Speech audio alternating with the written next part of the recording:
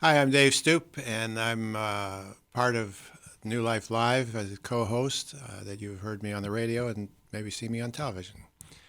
I want to talk to you about what to do when someone you love is alcoholic or addicted. Because what I've found over the years in working with people this way is that many times they think the person with the addiction, either to alcohol or to drugs or to gambling or to sex or to shopping. There's all kinds of addictions. They think it's the problem of the person. It's not my problem, it's their problem. And that's a mistaken place to begin. If you want to get help for yourself and for them, you have to look at it in a different way, that this is not just something that is affecting one person, it affects the whole family. We have a son who is recovering from drug addiction. He's been 29 years clean and sober.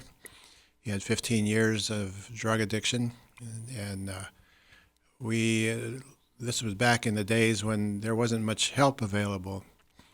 In fact, one of the things that happened during that time was the Phoenix House moved into Orange County from New York, and it was like somebody who knew what they were doing finally arrived in Orange County. But he didn't stay very long there. We tried out about 12 different programs before finding one that really started to help all of us in the family. And the turning point was we were in a group with other addicts and alcoholics and other family members. Nobody from our family was in our group, and everybody in our family were in separate groups. A young man sat across from me, and I introduced myself. Not a very comfortable setting for me. I'm a psychologist, and I'm used to running groups, not being in groups. But I said, I'm here because my son has a problem. And this young man almost came off his seat. And he said, that's what my dad said when he came the first time. He thought he didn't have a problem. He said, you're going to find out you're here because you have a problem. And he was right.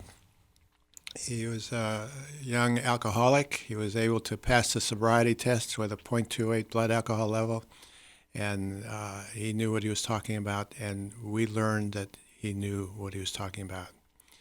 We'll give you some steps to take in the next video. We want to make sure you watch it.